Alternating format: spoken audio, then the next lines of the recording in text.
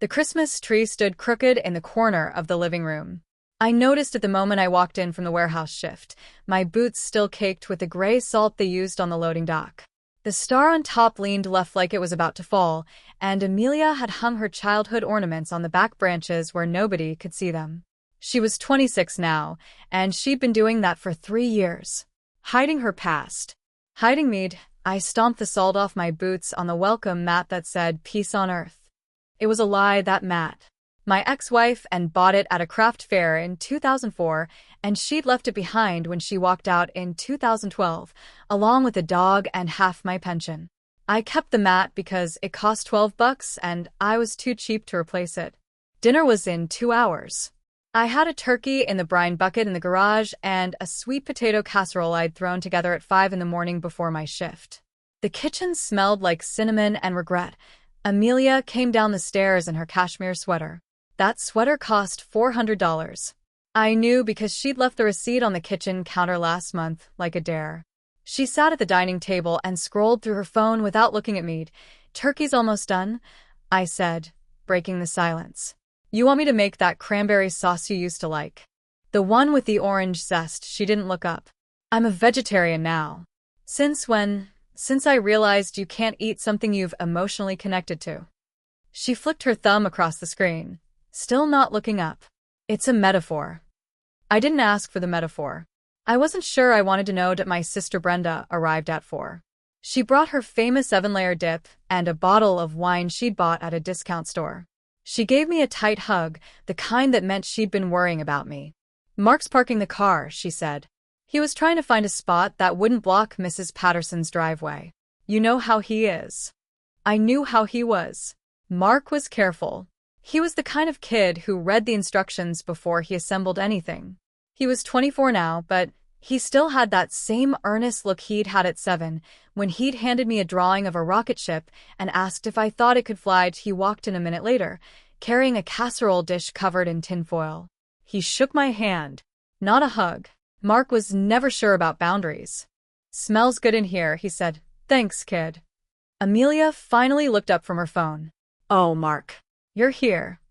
"Nice to see you too, Amelia." She smiled, but it was thin like paper. "I was just telling Dad about my wedding plans. We've decided on the venue. It's the Lakeside Manor. It's stunning. 400 guests." Brenda whistled. "That's a lot of people."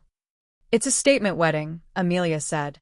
"Alexander's family is very well connected. They're in commercial real estate. His father is a partner at a big firm downtown." I nodded. "Sounds fancy." "Dad, it's not fancy. It's appropriate. There's a difference."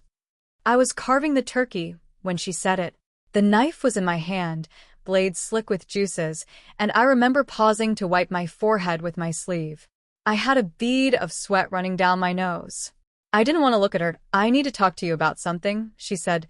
"Can it wait until after we eat?" "No, it can't wait." I put the knife down. "All right." She leaned back in her chair, crossing her arms. Her nails were painted a pale pink that matched the sweater. "I've been thinking about your role in the wedding. Alexander's father is walking me down the aisle." I blinked. "What?" "I want you to understand," she said. "Alexander's father is a respected businessman. He has a reputation.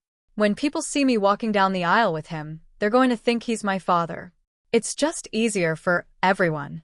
"Easier how?" "Easier because I don't want to have to explain why my real father is a warehouse worker who drives a 12-year-old truck. It's embarrassing. It's a liability." Brenda set down her wine glass, so hard the stem cracked. "Amelia, that's your father. You can't just replace him with your future father-in-law." "I'm not replacing him. I'm making a strategic decision." I picked up the carving knife again and started slicing the turkey breast. The skin was perfect, golden brown, exactly the way and used to like it. I carved with mechanical precision, my eyes on the meat. I didn't trust myself to look up. "Alexander's parents are paying for the wedding," Amelia continued. "They're contributing $100,000. They've offered to pay for the honeymoon too. They're going to Italy." "That's generous of them," I said. "It is generous. And they're doing it because they care about Alexander, and they want him to have a beautiful wedding.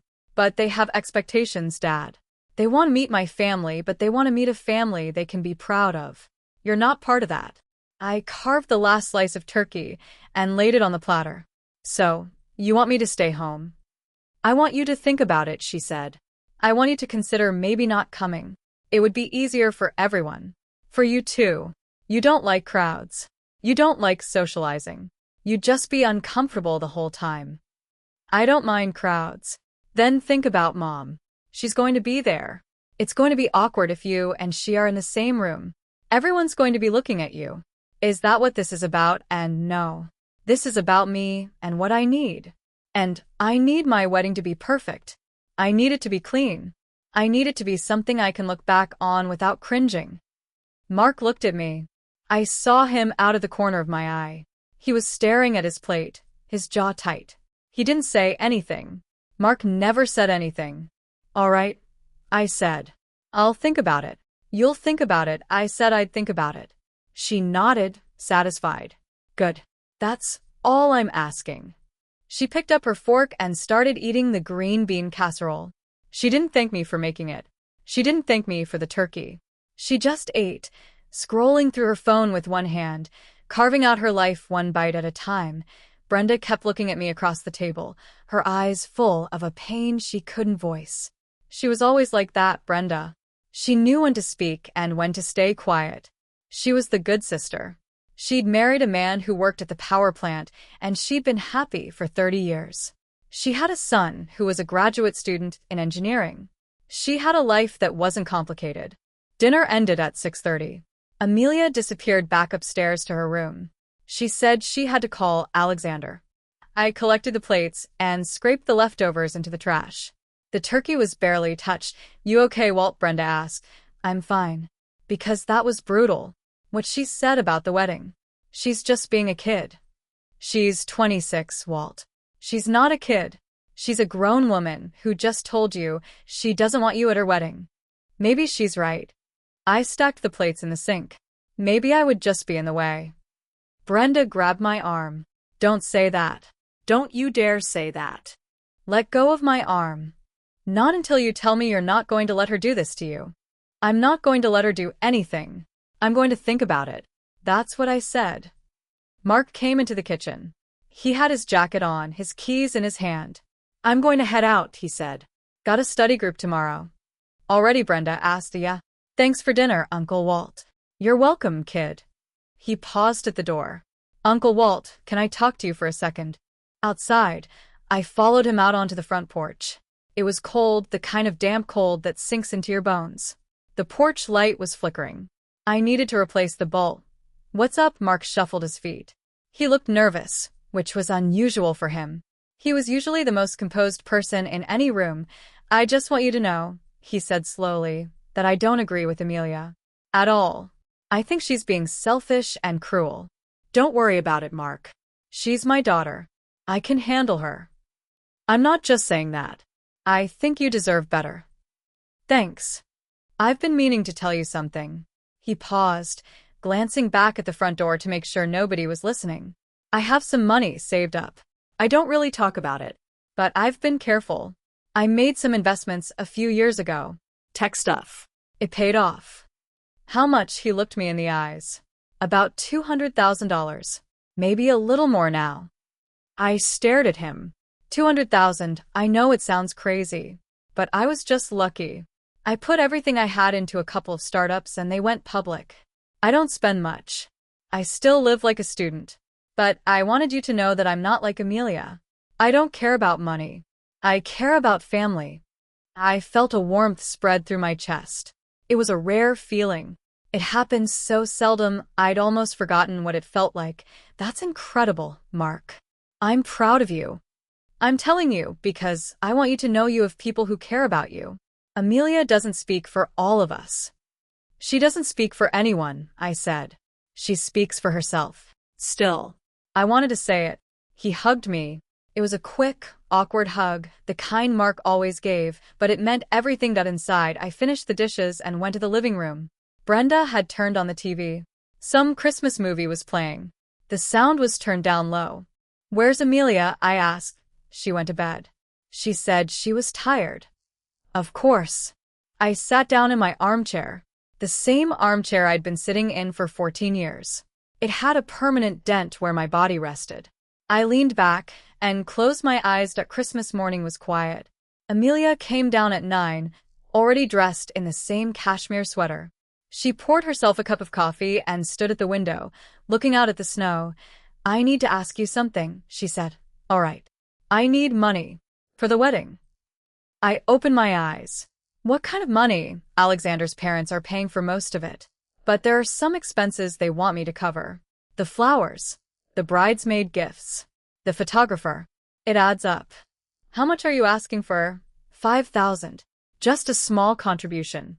"I know you can't afford much, but I thought maybe you could ask Mom for some of the alimony back.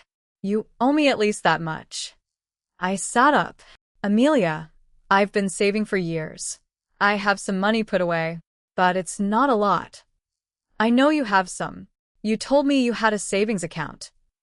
"I have $22,000, Amelia. That's all I have. That's my retirement. I'm 61 years old." "Then give me 10,000. Just 10. It's not that much." 10,000 is almost half of everything I have." "Then give me 5. I'll ask Mom for the rest." "Amelia, I can't." She turned from the window. Her face was calm. That was the worst part. She was completely calm. "Dad, I'm going to be married. I'm starting a new life. If you can't help me start that life, then what good are you? I'm your father." Then act like it. It was the final nail, the last piece of the puzzle. She was right. In her mind, I was failing her.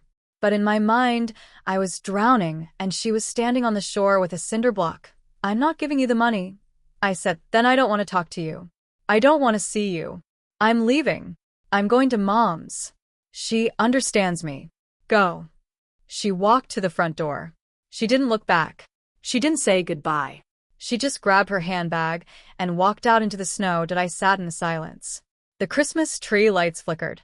The star was still leaning. I got up and walked to the garage. The turkey was still in the brine bucket. I lifted the lid and looked at it. It was a 12-pound bird. I'd bought it on sale at the grocery store 2 days before Christmas. I had no idea what to do with it now. My phone buzzed. It was Brenda. "How's Christmas morning treating you?" she asked. "Amelia just left." "She left. She's going to Anne's." "Walt, I'm sorry. "Don't be." I'm tired, Brenda." "I'm tired of trying. Don't give up on her." "I'm not giving up on her. I'm accepting the situation." "That's the same thing." "No, it's not. Giving up is a choice. Acceptance is a conclusion." The phone call ended. I stared at the turkey. It looked back at me with its glassy, dead eyes. That I didn't want to be alone. I called Mark. "Hey, Uncle Walt." "Mark, can you come over? I need to talk to you about something." "Sure. Be there in 20. I waited in the living room, staring at the fire. I didn't have a fireplace. I had an electric heater that pretended to be a fire. It flickered with orange plastic flames. Mark arrived in his beat-up Honda. He came inside, stomping the snow from his boots. "What's going on? I need to tell you something. You know how I said I was okay? I'm not okay." "Tell me." "I'm changing my will. I want to leave everything to you." Mark sat down, hard, on the sofa. "What, Uncle Walt? No. That's not right. Amelia is your daughter." "I know, but she doesn't love me. She doesn't want me. And I'm done pretending she does. You're the only one who's ever been there for me. You, Mark. Not Amelia. Not Anne. You." "But it's not fair. It's not right." Fair and right are different things. I sat across from him. "I've made my decision. I'm going to see a lawyer next week." It's done." Mark was shaking his head. "I don't want it. I don't need it." "I know you don't need it. But I need to give it to someone who will appreciate it. Someone who will remember me. You're that person." He looked at me for a long moment. Then he nodded slowly. "Okay, Uncle Walt. If that's what you want." "It is." He stayed for 4 hours. We didn't talk about the will again. We talked about his thesis, his girlfriend, his plans after graduation. He told me about the job he'd been offered. He told me about the city where he wanted to live. It was the most conversation we'd ever had. When he left, I stood on the porch and watched him drive away. The snow was falling harder now, blanketing the street in white. I went back inside and sat in my armchair. The heater was still flickering. I turned it off and sat in the dark. Then my phone buzzed one more time. I didn't want to look at it, but I did. It was a text from Amelia. "You're dead to me." I put the phone face down on the table and stared at the wall. I didn't cry. I'd done enough crying over the years. I'd run out of tears a long time ago. The house was quiet. The turkey was still in the garage. The tree was still crooked, and I had made my choice. It was my life, and I was taking it back. The lawyer's office smelled like stale coffee and paper. Pete had been doing estate law in this strip mall for 30 years, and his office looked like it hadn't been updated since the Reagan administration. Beige walls, a filing cabinet with a broken handle, and a desk calendar that still said August. I sat in the worn leather chair across from him and laid out my situation. Pete listened, chewing on the end of a pen like it was a toothpick. He had a habit of doing that when he was thinking. The pen was chewed to a pulp. "So let me get this straight," he said. "You want to disinherit your only daughter and leave everything to your nephew?" "Yes." "And you're sure about this because once the paperwork is filed, it's a pain in the ass to undo, especially if you pass before you change it back." "I'm sure." Pete leaned back in his chair. He studied me with a kind of tired sympathy that only comes from years of watching families tear each other apart over money. "Can I be honest with you, Walt? That's why I'm paying you. Your daughter's going to contest this. She's going to hire a lawyer. She's going to claim you weren't in your right mind.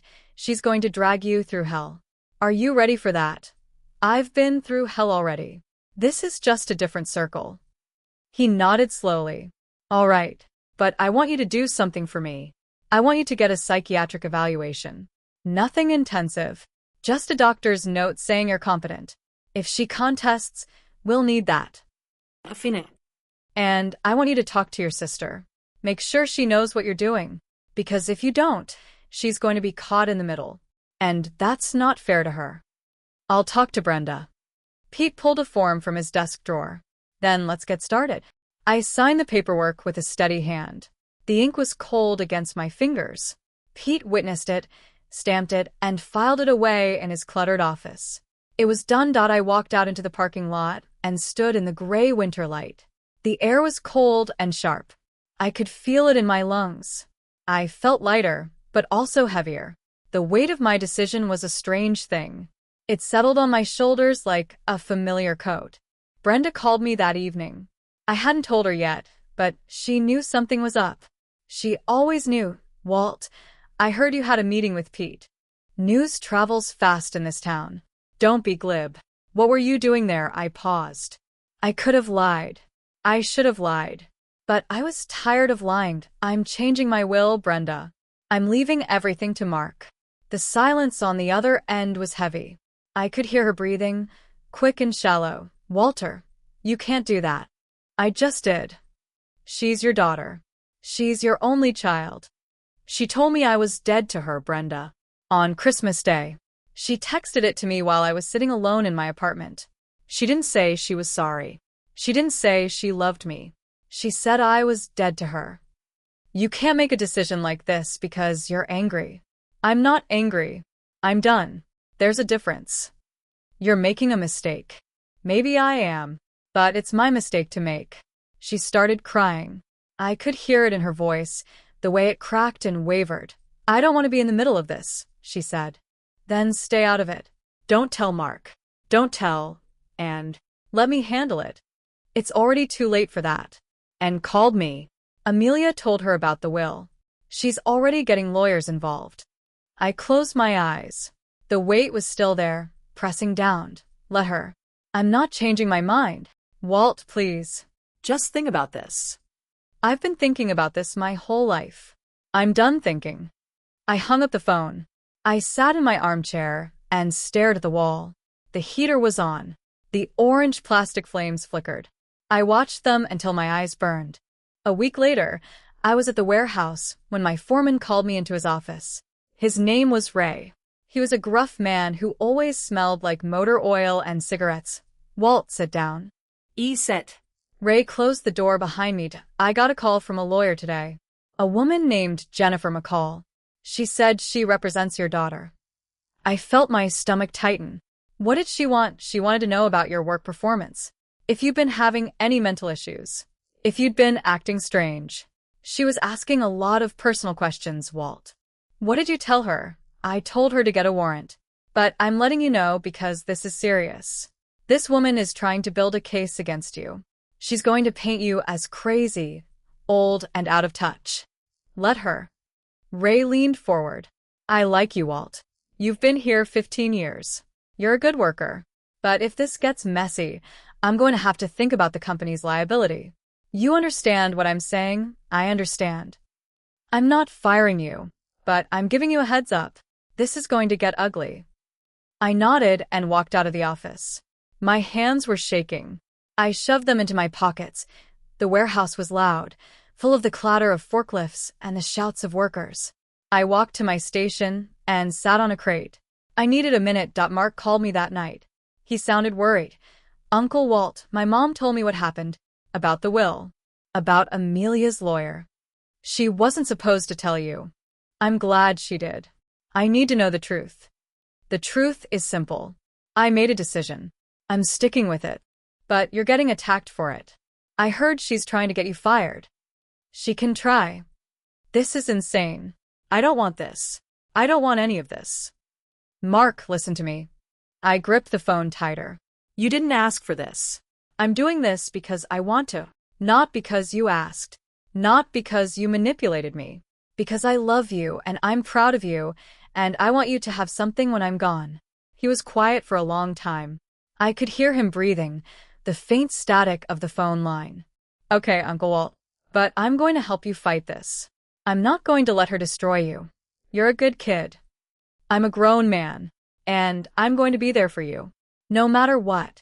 3 weeks later, I got served with papers. A process server showed up at my apartment at 7 in the morning. He was a young guy in a cheap suit. He looked nervous. Walter Thorne, yeah. This is for you. He handed me an envelope and walked away. I stood in the doorway, shivering, and opened it. It was a summons. Amelia was contesting the will. She was claiming I lacked testamentary capacity. She was asking the court to have me psychologically evaluated. I sat down at the kitchen table and read the whole thing. It was full of legal jargon, but the gist was simple. She was accusing me of being senile. She was accusing Mark of exploiting me. She was accusing me of being an unfit father, that I was angry. The anger was a hot coal in my chest.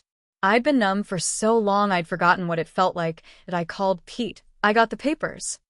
I know. I got a copy too. She's claiming I'm senile. I know. I warned you, Walt. I'm not senile. I know, but we need to prove it. I've already contacted a psychiatrist. He's going to do an evaluation. You're going to pass it. And then we're going to fight this. How much is this going to cost? Too much. But you don't have a choice. If you want to win, you have to fight. I sat in my armchair that night. The heater was on. The orange flames flickered. I was tired. So tired that I remembered the day Amelia was born. I'd held her in my arms, this tiny, red-faced creature, and I'd felt like I'd been handed the universe. I'd promised myself I would be the best father I could be. I'd promised myself I would protect her. I'd promised myself I would never let her down. And here I was, letting her down in the worst possible way, but she'd let me down first. She'd told me I was dead to her. She'd told me my existence ruined her life. She'd tried to erase me from her wedding. She'd tried to erase me from her future. I wasn't fighting her because I hated her. I was fighting her because I had to stand up for myself. I had to show her that I was still a person, still a father, still someone who deserved to be treated with dignity. The psychiatric evaluation was scheduled for the following week. I drove to the doctor's office in a nervous haze. The doctor was a young man with a kind face and a gentle voice. He asked me questions. Some of them were simple. Some of them were hard. Who is the current president, James Morrison? What day is it? Wednesday. Do you know where you are? Dr. Hartwell's office. Suite 204. Tell me about your childhood. I told him about growing up in a small town, about my father who worked at the mill, about my mother who died when I was 14. I told him about Brenda and the way she used to braid my hair when I was sick. I told him about and the way she looked at me when she said she was leaving. "Tell me about your daughter," he said. I paused. The words were hard to find. "She doesn't love me," I said finally. "I think she used to, but she doesn't anymore. And I don't know why." "Do you think you're a bad father?" "No. I think I made mistakes. But I don't think I'm a bad father." "Do you think your daughter is contesting your will because she loves you?" "No. I think she's doing it because she wants the money." "Do you think she deserves the money?" "Maybe she does. But she doesn't deserve the power to control me. She doesn't deserve the power to define me. I'm more than the money I leave behind." The doctor nodded. He wrote something in his notebook. Then he smiled. "Mr. Thorne, you're as competent as any patient I've seen today. I'll write my report. You'll have it in a week." I walked out of the office feeling lighter. The weight was still there, but it was bearable. I called Mark that night and told him about the evaluation. He was relieved. "Good. That's good. Mark, I need to ask you something." "Anything." "If this gets worse, if it gets really bad, will you stand with me?" "Yes." "I need you to promise me." "I promise, Uncle Walt. I'll stand with you until the end." The end came faster than I expected. The court date was set for the spring. The cherry trees were blooming outside the courthouse. The petals drifted down like pink snow. I wore my best suit, the one I'd worn to Anne's father's funeral. It was a little tight around the shoulders. Mark sat beside me. He was wearing a clean shirt and a tie I'd helped him knot that morning. Amelia sat across the room with her lawyers. She was wearing a black dress and a cold expression. She looked at me like I was a stranger. I looked back at her, and I felt nothing. The judge was a stern woman with gray hair and reading glasses. She looked at the papers, looked at me, and then looked at Amelia. "Mr. Thorne," she said, "are you aware of the nature of this hearing?" "Yes, Your Honor." "Are you of sound mind and body?" "Yes, Your Honor." "I've reviewed the psychiatric report. It states that you are fully competent. Is that correct?" "Yes, Your Honor." She turned to Amelia's lawyer. "Ms. McCall, you have an opportunity to present evidence." The lawyer stood up. She was polished and sharp. She asked me questions. They were meant to trip me up. "Mr. Thorne, when was the last time you spoke to your daughter?" "Christmas." "Did you have a pleasant conversation?" "No." "What did she say to you?" "She said my existence ruins her life. She said she didn't want me at her wedding. She said I was dead to her." "But you still love her, don't you? She's your daughter." "I love who she used to be. I don't know who she is now." The lawyer paused. She looked at the judge. "Your Honor, I argue that my client was unduly influenced by the stress of the confrontation. I argue that the will was signed under duress." The judge looked at me. "Mr. Thorne, is there any truth to that?" "No, Your Honor. I signed the will because I wanted to, because I had to make a choice about who I trust with my legacy." "And who do you trust?" "My nephew, Mark. He's the only one who's ever been there for me." The judge nodded. She scribbled something in her notes. Then she looked up. "I find in favor of the respondent. The will is valid." I didn't look at Amelia. I didn't want to see the look on her face. I walked out of the courtroom with Mark. The cherry blossoms were still falling. I stopped on the steps and watched them drift. "Uncle Walt, you okay?" "I'm fine, Mark. I'm better than fine. I'm free." I walked to my truck and got in. Mark stood on the sidewalk watching me. "Are you going to be okay?" he asked. "Yeah, I think I am." I drove home. The house was quiet. The heater was still flickering. I sat in my armchair, and I felt the weight lift. The phone didn't ring. I was alone. But for the first time, I didn't feel lonely. The will had been upheld. And in a way, I'd won more than just the case. I'd won my life back. The apartment felt different after the court case. Not bigger. Not smaller. Just different. Like the walls had exhaled. I sat in my armchair on a Tuesday afternoon, the spring sun cutting a sharp rectangle across the linoleum floor, and I realized I hadn't checked my phone in 3 hours. That was a record. For months, every buzz had sent a jolt through me. The anticipation of another attack, another legal threat, Another text from Amelia telling me I was a monster. But the silence had settled in, and I was learning to live with it. The phone rang at 4:47 p.m. I almost didn't answer it, but it was Brenda. "Walt, I need to tell you something. And I need you to not get upset. I can't promise that. I just had a call from, and she's furious. She's telling everyone that you're a bitter old man who stole from his own daughter. She's saying she's going to take this to the press. She's saying she's going to ruin you. Let her.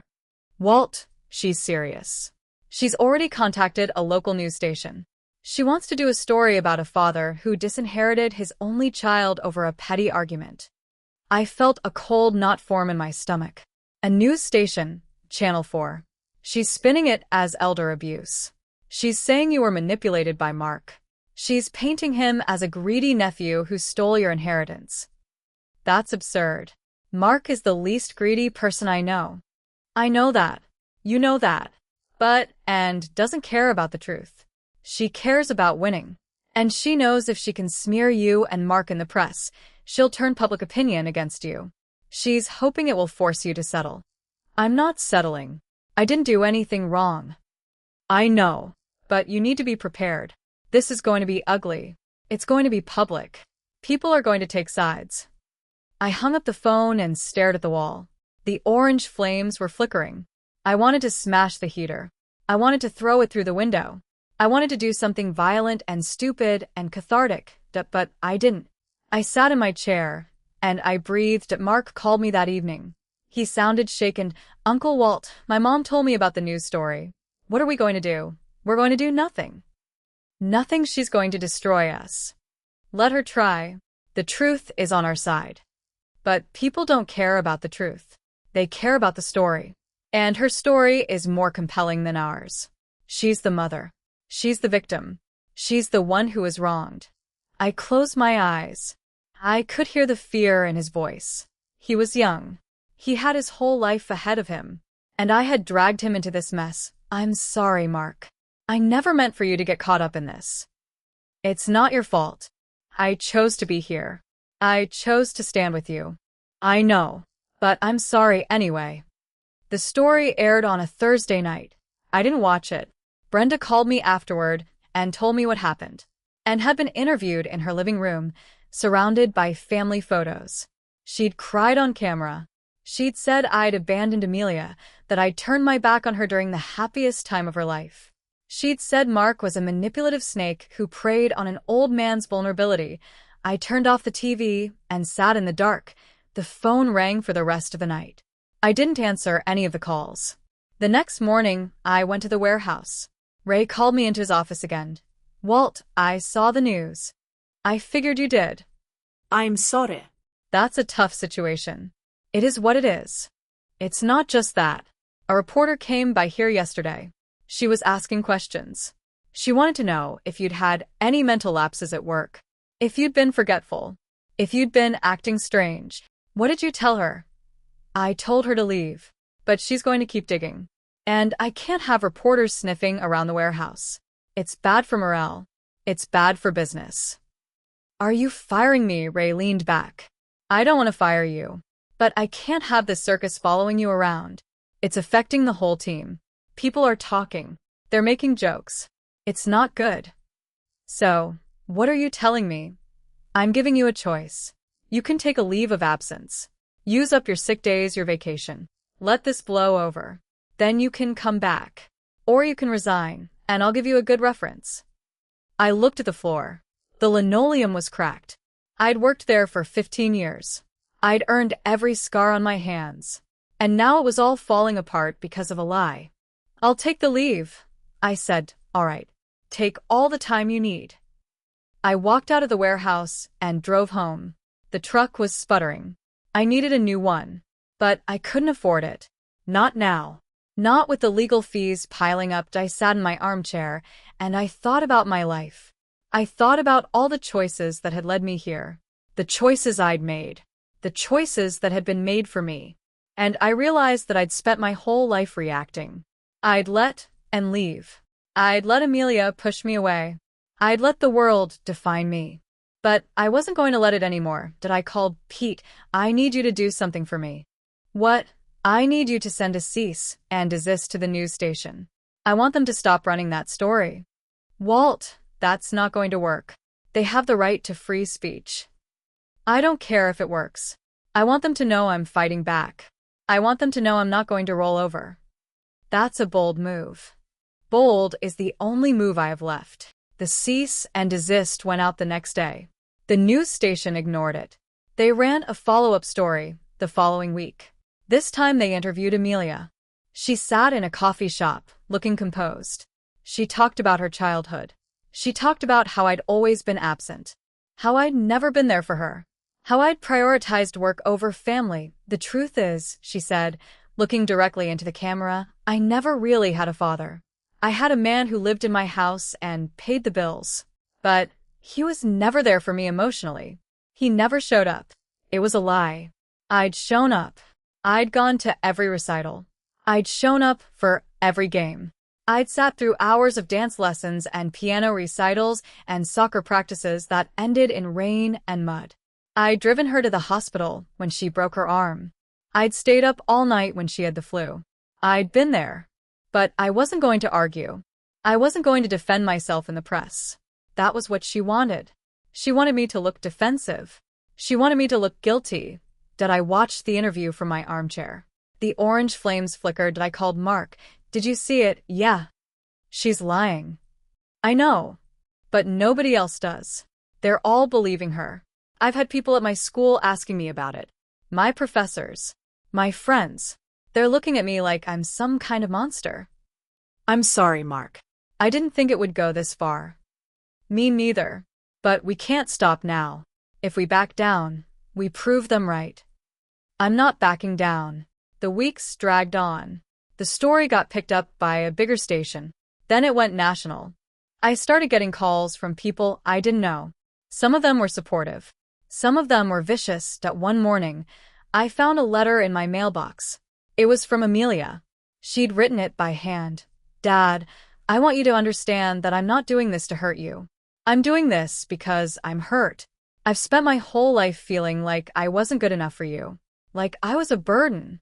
And when you chose Mark over me, it confirmed everything I'd ever believed. I read the letter 3 times. Then I read it again. It wasn't an apology. It wasn't a plea for understanding. It was a justification. A rationalization for destroying me. I crumpled the letter and threw it in the trash. Mark came to visit me that weekend. He looked tired. He'd lost weight. Uncle Walt, I need to tell you something.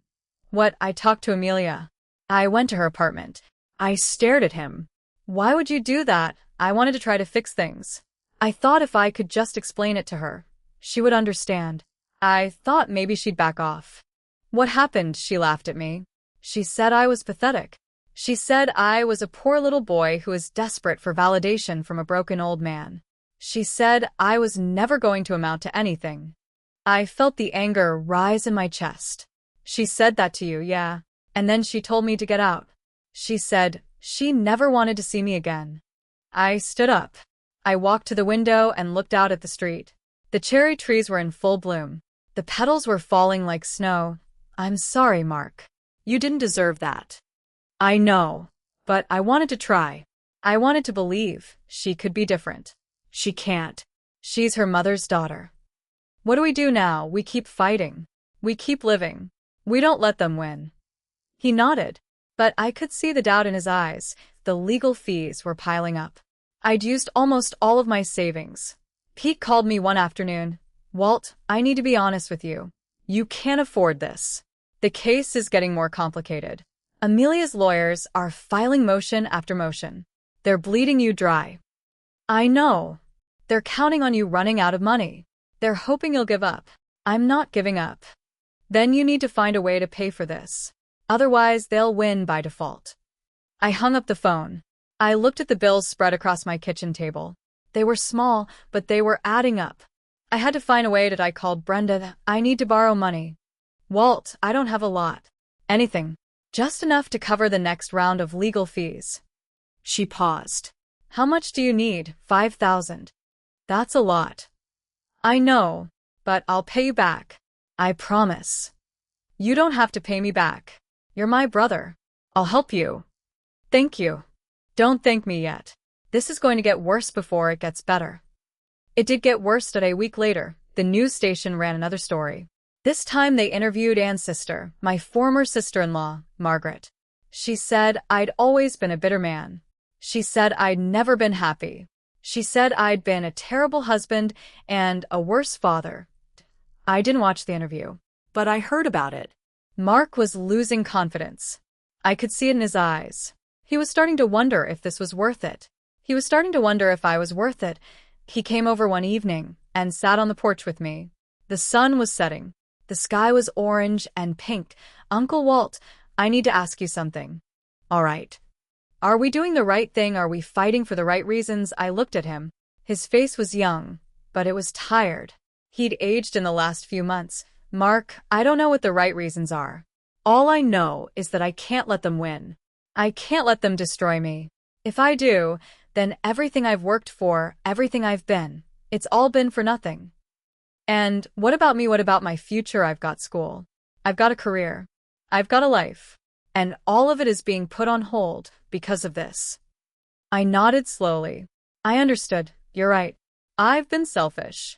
I've been dragging you into this without thinking about what it does to you. I'm not saying you're selfish. I'm just saying it's hard. It is hard. And if you need to step back, I understand.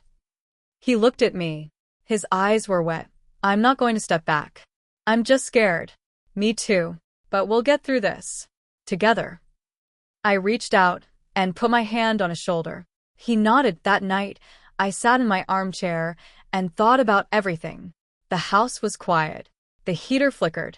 And I knew, with a certainty that settled deep in my bones, that this fight was bigger than me. It was bigger than Mark. It was about reclaiming a life that had been stolen. It was about showing the world that I was still here, still standing, and no amount of lies or illegal fees could change that. The phone rang at 6:47 a.m. I knew it was bad news before I even picked it up. Bad news always came early, like it wanted to catch you before you'd had your coffee, before you'd build up your defenses for the day. I reached for the receiver with a hand that was already shaking. Walt, it's Brenda. I need you to sit down. I'm sitting. I just got a call from Anne's lawyer. They're filing a motion to have you declared mentally incompetent. They're using the news stories as evidence. They're saying you've been acting erratically, that you're not fit to make decisions about your own life. That's ridiculous. I know it's ridiculous. But they're going to try to have you committed, Walt. They're going to try to put you in a facility. They're saying you're a danger to yourself. I felt the blood drain from my face. My hands went cold. They can't do that.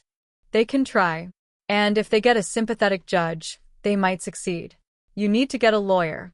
You need to fight this. I already have a lawyer. Get a better one. Get the best one you can afford. This is serious. I hung up the phone and sat in the silence. The heater flickered. The orange flames danced across the plastic logs. I wanted to scream. I wanted to break something. But I didn't. I just sat there, my hands gripping my knees, and I breathed. Mark came over that afternoon. He looked worse than I'd ever seen him. His eyes were bloodshot, his clothes were rumpled, and he had the hollow look of a man who hadn't slept in days. I heard about the motion, he said. News travels fast. My mom told me. She's freaking out. She's been crying all morning. Tell her not to worry. I'm not going to let them commit me. Uncle Walt, they might not give you a choice. They're going to have you evaluated by their own psychiatrist. If he says you're incompetent, the judge might believe him. Then I'll get my own psychiatrist. I'll fight them on every front. It's not that simple. They have money. They have resources. They can drag this out forever. I stood up. I walked to the window and looked out at the street. The cherry trees were losing their blossoms. The petals were falling like tears. What do you want me to do? Mark, give up, let them win. No. I don't want you to give up. I want you to be smart. I want you to think strategically. I've been thinking strategically. I've been thinking about nothing else. Then think about this. What if I take the money? What if I accept the inheritance, but I give most of it to Amelia? What if we offer a settlement? I turned around. You want to settle? I want to end this. I want our lives back. I want to go to school without people staring at me. I want to walk down the street without worrying about who's going to recognize me from the news. I'm tired. Uncle Walt. I'm so tired. I looked at him. He was young. He was supposed to be building a future, not fighting a war that wasn't even his. I saw the exhaustion in his face, and I knew he was right. He deserved better than this. All right, I said. I'll think about it. But I'm not making any promises. Mark nodded. He looked relieved. That's all I'm asking. He left. I sat in my armchair, and I thought about what he'd said. A settlement. It felt like surrender. It felt like admitting defeat. But maybe that was pride talking. Maybe it was stubbornness that I called Pete and I want to talk about a settlement. Pete was quiet for a moment. That's a big step. I know. Are you sure you want to do this? I'm not sure of anything. But I'm tired, Pete. I'm tired of fighting. And I'm tired of dragging Mark into this. He's got a life. He's got a future. And I'm destroying it. You're not destroying it. Amelia is destroying it. It doesn't matter who's doing it. What matters is that it's happening. And I don't want it to happen anymore. Pete sighed. All right. I'll reach out to her lawyers. See if they're open to negotiations. Thank you. Don't thank me yet. This is going to be messy. It was messy. The negotiations dragged on for weeks. Amelia's lawyers made ridiculous demands. They wanted everything. They wanted the house. They wanted the truck. They wanted my retirement account. They wanted Mark to sign a document saying he'd never speak to me again. I refused every demand. She's not going to negotiate in good faith, Pete told me one afternoon. She wants to destroy you. She doesn't want a settlement. Then why are we still talking? Because we have to exhaust every option. The court expects it. I hung up the phone. I felt like I was drowning. The walls were closing and that night, I couldn't sleep. I lay in bed, staring at the ceiling, and I thought about my life. I thought about all the mistakes I'd made. I thought about the night and left. I remembered standing in the kitchen, watching her pack her bags, and feeling like I'd been punched in the gut. I remembered begging her to stay. I remembered her cold eyes. You're weak, she'd said. You've always been weak. And I can't be married to a weak man. She'd walked out the door, and I'd never seen her again. At least not in any meaningful way. We'd been civil for Amelia's sake. But the civility was just a mask. Underneath it, the hatred was still there that I thought about Amelia. I remembered holding her in the hospital. I remembered the first time she'd said, Dada. I remembered the way she'd laughed when I pushed her on the swings.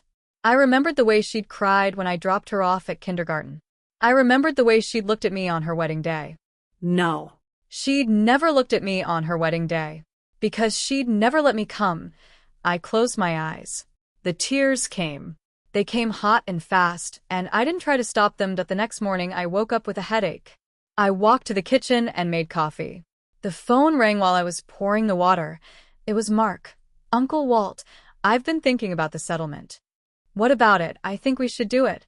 I think we should give her whatever she wants. Mark, that's not going to work. She wants everything. Then give her everything. Give her the house. Give her the truck. Give her the retirement account. I don't care. I just want this to be over. Mark, that's not a settlement. That's surrender. I don't care what it is. I want my life back. I want to sleep at night. I want to walk down the street without being called a thief. I want to finish my degree. I want to build a future. And I can't do any of that as long as this is happening. I closed my eyes. I could hear the desperation in his voice. It was the same desperation I felt. All right, I said. All right. I'll talk to Pete. I'll see what we can do. Thank you, Uncle Walt. I called Pete and told him I wanted to accept the latest offer. He was silent for a long moment. Walt, that offer is terrible. You'll be left with nothing. I know. You'll be penniless. You'll have to start over. I know. Are you sure? I'm sure. The papers were filed the next week. I signed them in Pete's office with a shaking hand. It was the hardest thing I'd ever done. Harder than the divorce. Harder than the custody battle. Harder than losing my daughter. I walked out of the office and into the spring sun. The streets were alive with people. They were walking, laughing, living their lives. They had no idea what I'd just given up. That I drove home and sat in my armchair. The heater was off. The room was cold. I didn't care. Mark called me that evening. Uncle Walt, I heard what you did. I heard you sign the papers. I did. I'm sorry. I didn't mean to push you into that. You didn't push me. I made the choice. It was the right choice. Was it? It was the only choice. He was quiet. I could hear him breathing. I'll pay you back, he said. Every penny. I promise. You don't need to pay me back. You didn't take anything. I gave it away. But it was supposed to be mine. You wanted me to have it. I know. But sometimes we don't get what we want. Sometimes we have to let go. That's not fair. Fair doesn't matter. What matters is that we can move on. He started to cry. I could hear it in his voice. The crack. The wavered. I'm sorry, Uncle Walt. I'm sorry you had to do this. It's not your fault. It's no one's fault. It's just life. I hung up the phone and sat in the quiet. The sun was setting. The room was dark. I didn't turn on the lights. That I thought about the future. I had nothing. No house. No truck. No retirement account. I was 61 years old, and I was starting over. It was terrifying. But it was also liberating, because for the first time in years, I was freed. The news of the settlement traveled fast. Brenda called me the next day. Walt, I heard what happened. Are you okay? Are you fine? You're not fine. You just gave away everything you had. I know. Why did you do it? Because it was the only way to end it. And I needed to end it. She was quiet. Then she sighed. You're a good man, Walt. You've always been a good man. And I'm proud of you. Thanks, Brenda. Are you going to be okay financially? I don't know. But I'll figure it out. Come stay with me. Just for a while. Until you get back on your feet. I thought about it. The offer was generous. But I didn't want to impose. I'll think about it. I'm serious, Walt. You're my brother. Your family. And I'm not going to let you struggle alone. I hung up the phone. The weight was still there, but it was lighter. Brenda was right. I wasn't alone. Mark came to visit me that weekend. He brought a bottle of whiskey and 2 glasses. I thought we could celebrate, he said. Celebrate what? The end of this nightmare. I took the bottle and poured 2 glasses. We drank in silence. Uncle Walt, I want you to know something. I'm going to make this right. I'm going to build a career, I'm going to make money, and I'm going to pay you back. Every single dollar. I don't want your money, Mark. I want you to be happy. I'll be happy when I've made this right. I can't live with myself knowing what you gave up for me. You gave up just as much. You gave up your peace of mind, your reputation, your future. It was worth it. You're worth it. I looked at him. His eyes were clear. There was no doubt in them. He meant every word. That night, I lay in bed and thought about everything that had happened. The fights, the court cases, the press, the settlement. It had all been a nightmare. But it was over. And I'd survived. I'd lost everything. But I'd also found something. I'd found my voice. I'd found my backbone. I'd found the man I used to be. And I was going to spend the rest of my life honoring that man. I moved into Brenda's guest room on a Tuesday. It was a small room with a twin bed, a dresser, and a window that looked out over her backyard. She'd put fresh sheets on the bed and a vase of daisies on the nightstand. It was the kind of gesture that made me want to cry, though I'd done enough crying to last a lifetime. You can stay as long as you need, Brenda said, standing in the doorway. Take your time. There's no rush. Thanks, Bren. I don't know what I'd do without you. You'd figure it out. You always do. She left me alone to unpack. I didn't have much. A duffel bag of clothes. A box of books. A photo of my mother that I'd kept on the mantel for 30 years. That was it. Everything else was gone. The apartment had been surrendered. The truck had been repossessed. The retirement account had been drained. I sat on the edge of the bed and looked at my hands. They were old hands. Wrinkled. Calloused. They'd worked a lifetime. They'd built things. They'd held a daughter. They'd waved goodbye. Now they were empty. I spent the first week in a fog. I woke up, ate whatever Brenda put in front of me, and sat on the back porch watching the birds. I didn't talk much. I didn't have anything to say. Mark came by every day. He'd sit with me on the porch, not saying much either. It was enough. Just having him there. You know, Uncle Walt, you're not a burden, he said one afternoon. I know you feel like one, but you're not. I feel like one. That's the guilt talking. You've got nothing to be guilty about. I gave away everything. I let them win. You didn't let them win. You chose peace. There's a difference. I looked at him. He was still young, but he was wiser than he had any right to be. The whole ordeal had aged him. His eyes were older. His shoulders were heavier. But he was still standing. Still fighting. When did you get so smart? I asked. I learned from watching you. The phone rang one evening in late May. Brenda answered it. Her face went pale. She handed the receiver to me. It's Amelia. I took the phone. My hand was steadied. Hello. Dad. Her voice was flat. Unreadable. I heard what happened. I heard you settled. Yes. I didn't think you would. I thought you'd fight until the end. I was tired of fighting. So was I. She paused. Look, I know this is going to sound strange, but I wanted to call and say. I don't know what I wanted to say. I guess I wanted to say I'm sorry. I gripped the phone tighter. You're sorry. I know it's not enough. I know it doesn't fix anything. But I've been thinking about everything that happened. And I don't know. I realized I was wrong. Wrong about what? Wrong about you. Wrong about Mark. Wrong about the whole thing. I was so angry. So consumed by my own pain that I couldn't see what I was doing to you. I sat down. The room was spinning. I spent years blaming you for everything, she continued. For Mom leaving. For not being rich. For not being the kind of father I wanted. But I never stopped to think about what you were going through. I never stopped to think about how hard it must have been for you. Amelia, I don't know what to say. You don't have to say anything. I just wanted you to know. I'm sorry. I'm really sorry. Are you saying this because you got what you wanted because you got the money? No. I'm saying it because I realized I lost my father. And I don't want to lose you. I closed my eyes. The tears were coming again. I couldn't stop them. Amelia, I don't have anything left. I don't have a house. I don't have a car. I don't have any money. I'm staying in your aunt's guest room. I know. And I know that's my fault. And I want to make it right. How do you make something like this right? I don't know. But I want to try. I want to see you. I want to talk. I want to have a relationship again.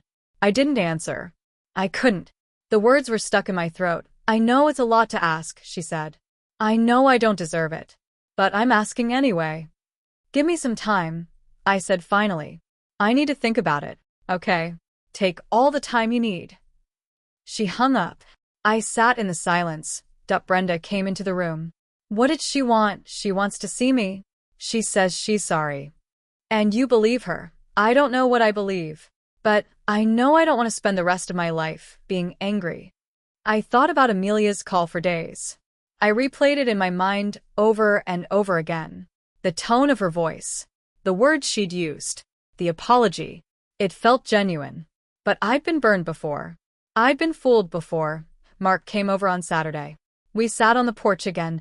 I heard Amelia called. He said she did. What did she want? She said she was sorry. She said she wanted to try again. And what did you say? I said I needed time. Mark nodded. That's smart. She hurt you. You don't have to forgive her just because she says the right words. I know. But I also know you. And I know you're not the kind of person who holds grudges. Maybe I should be. Maybe that would make things easier. No, it wouldn't. It would just make you bitter. And you're not bitter. You're sad.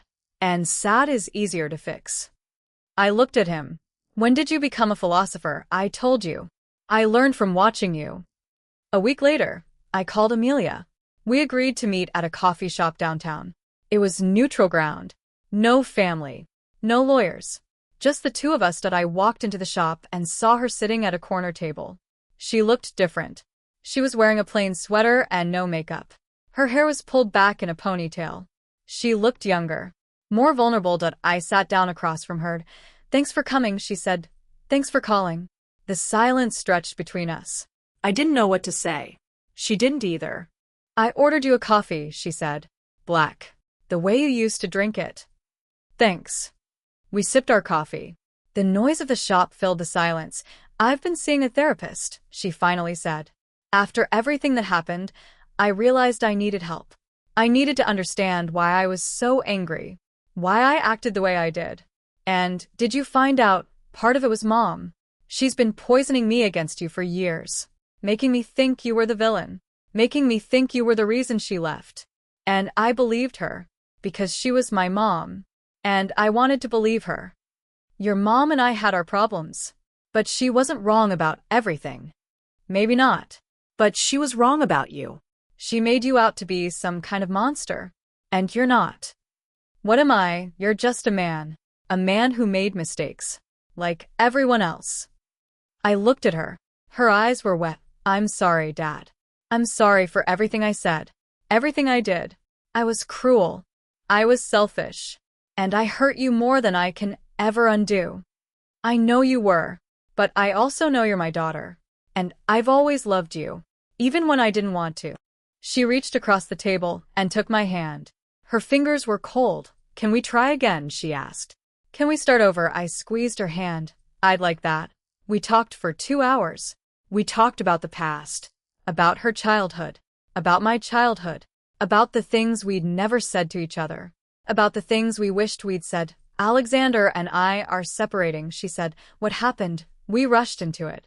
I was so desperate to have a perfect life that I didn't think about what I actually wanted. He's a good man, but he's not the right man for me. Are you okay? I'm getting there. It's been hard, but the therapy has helped. I'm learning to be okay with being alone. You're not alone. You've got me. She smiled. It was a real smile. The first one I'd seen from her in years, I know. And I'm grateful. We left the coffee shop together. The sun was setting. The sky was pink and gold. Can I give you a ride? She asked. I don't have a car. I know. I can take you. I got into her car. It was a nice car. I'll see them. Clean. New. I felt out of place. Dad, I want to give you something. What? Money. I want to give you some of what I took. It's not fair that you're staying in Aunt Brenda's guest room. It's not fair that you have nothing. I don't want your money, Amelia. I know you don't, but I want to give it to you. I want to make things right. Please, let me do this. I looked at her. Her eyes were pleading. All right, I said, but just a little. We drove in silence. She dropped me off at Brenda's house. I watched her drive away. That night, I lay in bed and thought about everything. The apology, the coffee shop, the offer of money. It was a lot to process. But for the first time in a long time, I felt hopeful. Maybe things could be different. Maybe the future didn't have to be a continuation of the past. Maybe I could start over. And maybe, just maybe, I wouldn't be starting over alone. The money arrived in my account 3 days later. I checked my phone at breakfast and saw the balance and nearly choked on my toast. It was $50,000, more than I'd seen in a lump sum in my entire life. My first instinct was to call Amelia and tell her it was too much, that I couldn't accept it, that it felt like blood money. But I didn't. I sat there in Brenda's kitchen, staring at the screen, and I thought about what she'd said. She wanted to make things right. Maybe accepting this was part of that. Maybe refusing it would be a rejection of her apology. Brenda came in with her coffee. You look like you've seen a ghost. Amelia sent me money. $50,000. She sat down across from me. That's a lot of money. I know.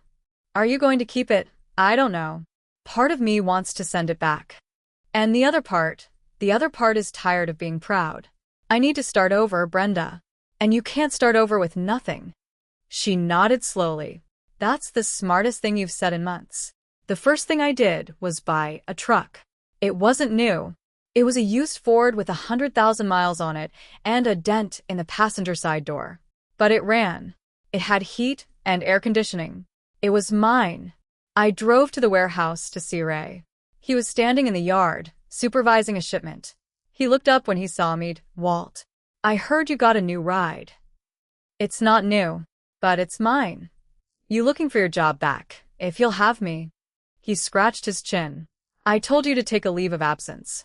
I didn't fire you. You're still on the books. I know, but I wanted to ask. Things have been crazy. I wanted to make sure the offer was still open. It's still open. You're a good worker, Walt. You always have been. I'd be happy to have you back. I started working again the next Monday. It felt good to be back. The routine, the smell of the warehouse, the sound of the forklifts. It was familiar, comfortable. It reminded me that I was still the same man I'd always been, just a little older, a little wiser, a little poorer. That Mark called me that evening. I heard you went back to work. I did. How's it feel? Good. Like normal. Normal sounds nice. It is. Mark was finishing his thesis. He was spending long hours in the lab. I didn't see him as much as I used to, but we talked every day. He was excited about the future. He'd gotten a job offer from a firm in the city. He was going to start in the fall. Uncle Walt, I want to talk to you about something. What I've been thinking. About the money. The $50,000 Amelia gave you. What about it? I think you should invest it. Put it in something safe. Let it grow. It's not a lot, but it's something. You deserve to have a cushion. A retirement. Mark, I don't know anything about investing. Then let me help you. I know a guy. He's a financial advisor. He's good. I thought about it. It made sense. I wasn't getting any younger. And I didn't want to be a burden on Brenda forever. All right, I said. Set it up. The financial advisor was a young man named Derek. He was sharp, professional, and he didn't treat me like I was old and stupid. He listened to my goals, asked about my risk tolerance, and put together a plan. We'll put most of it in a diversified portfolio, he said. Bonds. Some blue-chip stocks. A little in mutual funds. Low risk. Low return. But steady growth. How much can I expect to make? Probably about 5 to 6% a year. It's not going to make you rich, but it'll keep you comfortable. Comfortable sounds good. I signed the papers. I felt like a real adult. Like I was finally getting my life together. Brenda was thrilled. Walt, I'm proud of you. You're taking control. Feels good. You deserve it. You've been through hell. It's time for something good. I went to visit Amelia on a Saturday. She'd moved into a smaller apartment downtown. It was modest. Clean. She had a cat now. A gray tabby that followed her around like a shadow. Dad, I'm glad you came. Me too. We sat in her living room and talked. She was different. Softer. More open. I've been seeing my therapist twice a week, she said. It's helping. I'm finally starting to understand myself. Understanding yourself is hard. It is. But it's worth it. I don't want to be the person I was. I don't want to be angry all the time. You weren't always angry. There was a time when you were happy. When you were little. I remember. I used to love when you'd come home from work. You'd pick me up and spin me around. I always felt safe with you. You were always safe with me. I would have done anything for you. I know. I know that now. She reached out and took my hand. Dad, I want to tell you something. Something I've never told anyone. What? Alexander and I are officially divorcing. It's final next month. I'm sorry, Amelia. Don't be. It's the right thing. I'm going to be single for a while. Focus on myself, my career, my therapy. I want to be healthy before I get into another relationship. That's smart. I thought so. We sat in silence. The cat curled up in her lap. Dad, I've been thinking about the money. The $50,000. I know it's not a lot, but I want to give you more. No, Amelia. You've given me enough. It's not about the money. It's about making things right.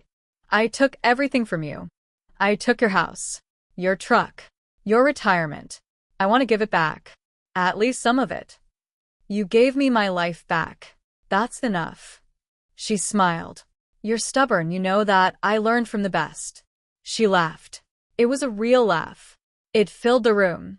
I'd missed that sound. That night I drove home with the windows down. The summer air was warm. The sky was clear. I felt lighter than I had in years. Mark called me a few weeks later. He sounded excited. Uncle Walt, I got the offer letter. I'm officially moving to the city. That's great, Mark. I'm so proud of you. Thanks. I couldn't have done it without you. You could have done it without me. You're talented. You're driven. You're going to be successful. I know, but you believed in me when no one else did. That means something. Always, kid. Always. He came over to say goodbye the night before he moved. We sat on Brenda's back porch. The fireflies were out. The sky was purple and orange. I'm going to miss this, he said. Miss what? Miss you. Miss sitting on the porch. Miss the quiet. It won't be forever. You can always come back to visit. I know, but it won't be the same. No. It won't. But that's okay. Things change. That's what makes life interesting. He nodded. You've changed, Uncle Walt. Have I? You used to be so sad. All the time. You carried this weight around with you. It's gone now. You're lighter. I am. I didn't realize it until you said it. But I am. He hugged me. It was a long hug. Tight. Warm. I love you, Uncle Walt. I hope you know that. I love you too, Mark. You're the best thing that ever happened to me. Don't let Amelia hear you say that. She knows. But she's okay with it. She's okay with everything now. We watched the fireflies until the sky went dark. The fall came. The leaves changed. The air turned cool. I kept working at the warehouse. I kept saving money. I kept talking to Amelia. She was doing well. She'd started a new job. She was seeing someone. A nice man. A teacher. He's got a good heart, she told me on the phone. He's not rich. But he's kind. Kind matters more than rich.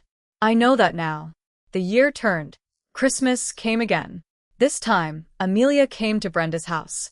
We had dinner together. All of us. Brenda. Mark. Me. Amelia. Mark had brought his girlfriend. A young woman named Sarah. She was sweet. Smart. She fit right in. Amelia brought her new boyfriend. His name was David. He was a high school history teacher. He talked about the Civil War with genuine enthusiasm, though we sat around the table and ate. It was a simple meal. Roast chicken. Mashed potatoes. Green beans. It wasn't fancy, but it was good. After dinner, we went into the living room. The Christmas tree was decorated. The lights were twinkling. Dad, Amelia said, I have something for you. She handed me a small box. I opened it. Inside was a watch. It was a nice watch. Silver. Classic. It belonged to Grandpa, she said. Mom gave it to me years ago. I thought you should have it. I looked at the watch. It was my father's. I remembered him wearing it. I remembered the way he'd check it whenever he was waiting for something. Thank you, Amelia. This means everything. You're welcome. She hugged me. It was a real hug. Not a polite one. A genuine one. I love you, Dad. I love you too, sweetheart. The evening ended. Everyone left. Mark and Sarah were staying at a hotel. Amelia and David drove home. Brenda and I cleaned up the kitchen. It was a good Christmas, she said. It was the best one in a long time. We finished the dishes and sat in the living room. The fire was crackling. Walt, I want to tell you something. What? I'm proud of you. You went through hell, and you came out the other side. Not bitter. Not broken. Just stronger. Thanks, Bren. I couldn't have done it without you. You could have. You're stronger than you think. I looked at the fire. The flames danced. I thought about everything that had happened. The pain, the loss, the struggle, but also the healing, the forgiveness, the love. The weight was gone. I was free. The new year came and went like a quiet exhale. I stayed at Brenda's through January, through the gray skies and the biting cold, and I saved every penny I could from the warehouse. My nest egg was growing. Slowly, painfully slowly. But it was growing. Mark called me every Sunday. He was adjusting to city life, learning the subway routes, navigating the chaos of a job that demanded more of him than he'd expected. But he sounded happy, fulfilled. He'd found his place. Uncle Walt, you should come visit. I've got a spare room. You'd love the city. I don't know about that. I'm a small-town guy. Small-town guys can visit the city. It's not a permanent thing. Maybe in the spring. When the weather's better. Promise me you'll think about it. I promise. I hung up the phone and looked out the window. Brenda's backyard was covered in snow. The bird feeder was empty. I'd forgotten to fill it. I went to the garage and dug out the bag of birdseed. The cold air bit at my cheeks. I filled the feeder and watched as a flock of sparrows descended, pecking at the seeds with frantic energy. Amelia called me that afternoon. Dad, I need to tell you something. What's wrong? Nothing's wrong. I'm getting married again. I paused. The words didn't register at first. What? I know it's fast, but David and I have been talking about it for months. He asked me last night. I said yes. Amelia, that's wonderful. That's really wonderful. I want you to be there this time. I want you to walk me down the aisle. I want you to be my father. I felt the tears come. I didn't try to stop them. I wouldn't miss it for the world. We're keeping it small. Just family. A few friends. No big production. Even better. She gave me the date. It was in April. Spring again. The cherry trees would be blooming. I told Brenda that night. She cried too. I'm so happy for you, Walt. For both of you. It's a miracle. I didn't think we'd ever get here. People change. People grow. You and Amelia are proof of that. The months leading up to the wedding were different from the first one. There was no stress. No tensión. Just excitement. Quiet, steady excitement. Amelia asked me to help her pick out a dress. We went to a small boutique downtown. She tried on 5 dresses before she found the one. It was simple. White. Elegant. Dad, what do you think? I think you look beautiful. You're not just saying that. I'm not just saying that. You look beautiful. She hugged me. Thank you. The rehearsal dinner was held at Brenda's house. Mark came into town with Sarah. David's family came. They were good people. Warm. Welcoming, Mr. Thorne, David said, shaking my hand. I want you to know that I love your daughter. And I promise to take care of her. I know you will. That's why I'm not worried. I'm going to be a good husband. I know it's been hard for her, but I'm going to make it right. You already have. The wedding day arrived. The sky was clear. The sun was warm.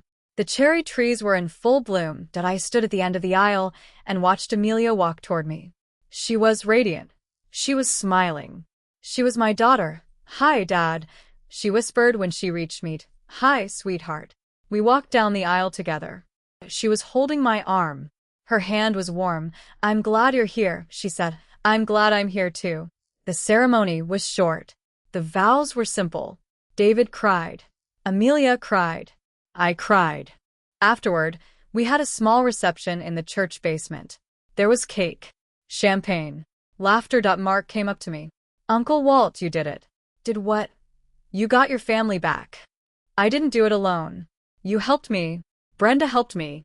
Amelia did the hard work herself. You're too modest. I'm just telling the truth. He put his hand on my shoulder. I'm proud of you. Thanks, kid. The night ended. People drifted home. Amelia and David left for a small bed and breakfast in the mountains. Mark and Sarah drove back to the city. Brenda and I stood on the front porch of the church. The stars were out. Walt, do you ever think about the future? She asked. Sometimes. Not as much as I used to. What do you see? I don't know. A small apartment. Maybe a little garden. Some peace and quiet. That sounds nice. It does. A month later, Mark called me with news. Uncle Walt, I'm engaged. I asked Sarah last night. She said yes. Mark, that's incredible. I'm so happy for you. We want to have the wedding in the fall. Small. Just family. I'll be there. I know you will.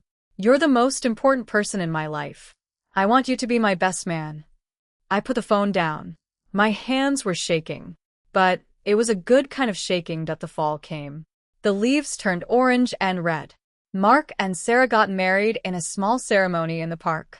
The weather was perfect. The sun was warm. I stood at the altar with Mark. He was nervous. He kept adjusting his tie. Relax, I whispered. She's going to say yes. She already said yes. I know, but I still feel like I'm going to throw up. Breathe.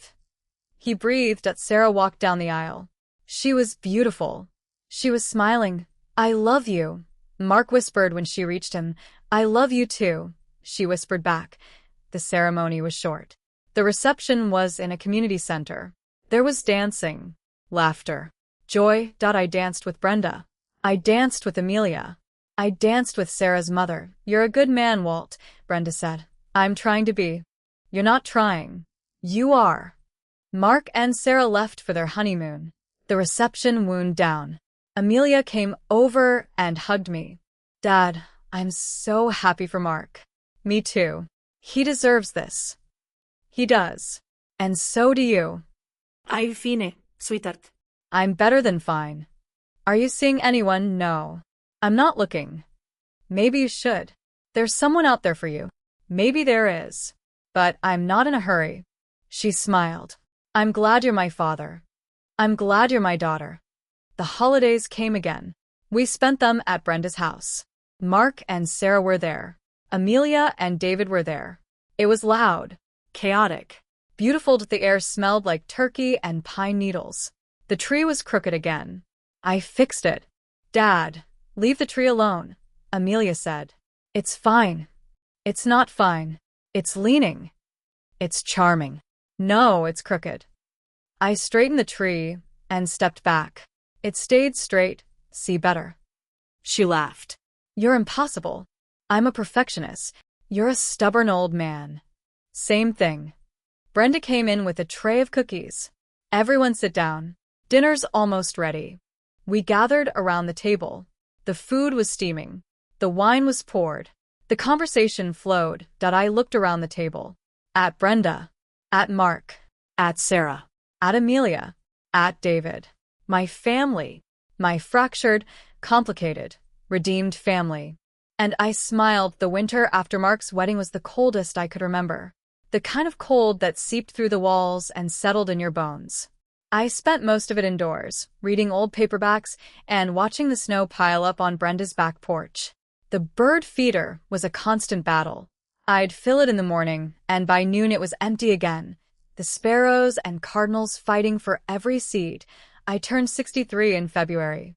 Brenda baked me a cake. Amelia and David came over. Mark and Sarah sent a gift.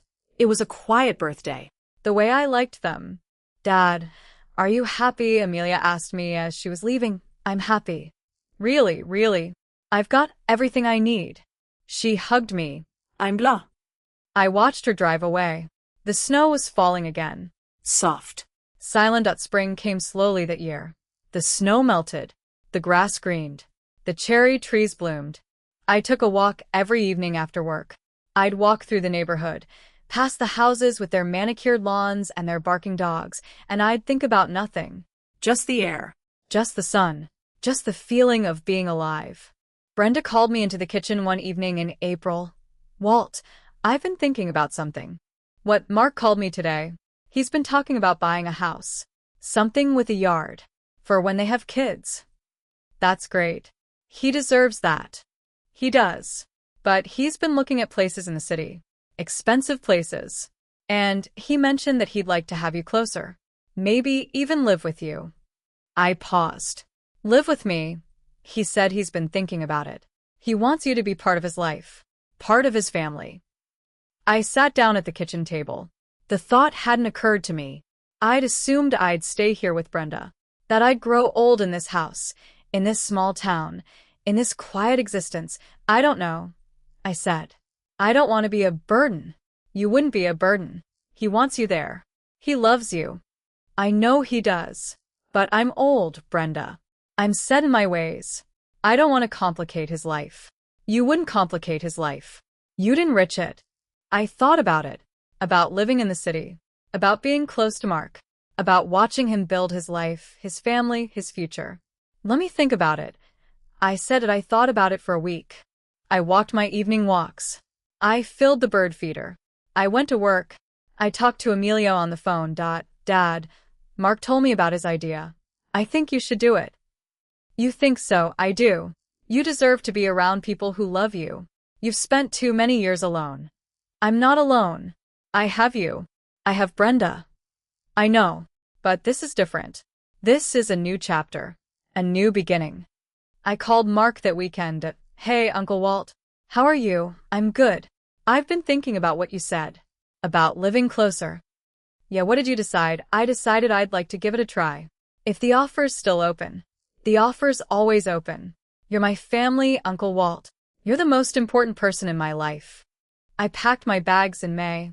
It wasn't a lot. Just the duffel bag. The box of books. The photo of my mother. I'd accumulated so little over the years, and now I was leaving it all behind. Brenda drove me to the train station. She hugged me tight. You take care of yourself, Walt. I will. And call me. Every week. Every week. I love you, big brother. I love you too. I got on the train and watched the town disappear. The houses, the warehouses, the cherry trees, all of it fading into the distance. The city was overwhelming at first. The noise, the crowds, the tall buildings that blocked out the sun. But Mark was there. He picked me up at the station with a big smile. Uncle Walt, you made it. I made it. His apartment was small but comfortable. He'd cleared out a room for me. It had a bed, a dresser, a window that looked out over the street. You don't have to stay forever, he said. But you can stay as long as you want. Thanks, Mark. He and Sarah were good hosts. They made me feel welcome. They included me in everything. Dinners, outings, Sunday brunches. I became part of their routine. This is nice, I said one evening, sitting on their small balcony. This feels right. I'm glad you think so, Mark said. Because we're not done yet. What do you mean? We've been looking at houses. And we found one. It's got a guest suite. Separate entrance. Private bathroom. We thought maybe you'd like to live there. With us. Permanently. I stared at him. Permanently? Permanently. I want you to be part of our lives. I want my kids to grow up with their great uncle. I want them to know you. I don't know what to say. Say yes. Yes. The house was perfect. A 2-story colonial with a big backyard and a porch swing. The guest suite was on the ground floor. It had its own kitchenette. Its own living room. Its own front door. You'll have your privacy, Sarah said. But you'll also be close. Thank you. Both of you. This means more than you know. The first night in the new house was quiet. I sat in the living room of the guest suite and looked at my things. The duffel bag. The box of books. The photo of my mother. That ID started with nothing. And now I had everything. Summer came. The backyard was full of flowers. Mark and Sarah spent their weekends gardening. I sat on the porch swing and watched them. It was peaceful. Amelia came to visit in July. She walked into the backyard and smiled. Dad, this place is beautiful. It is. Mark did a good job. He did. And you're happy here. I'm happy. She hugged me. Good. Because I'm pregnant. I pulled back. What? I'm pregnant. David and I are having a baby. I felt the tears come. They came fast and hard. Amelia, that's wonderful. I know. I'm due in December. I want you to be there. I want you to be the first to hold him. Are you sure? Dad, you're my father. I want you to be part of my child's life. I want them to know you. I held her tight. I'll be there. The fall came. The leaves turned. The air got cold. And in December, Amelia gave birth to a baby boy. She named him Walter. I held him in my arms. He was tiny. Red-faced. Perfect. Hi, little guy, I whispered. I'm your grandfather. He opened his eyes and looked at me.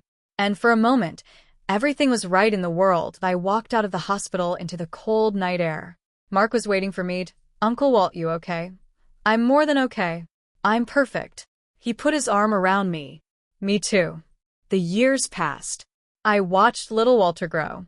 I watched Amelia become a mother. I watched Mark and Sarah build their lives.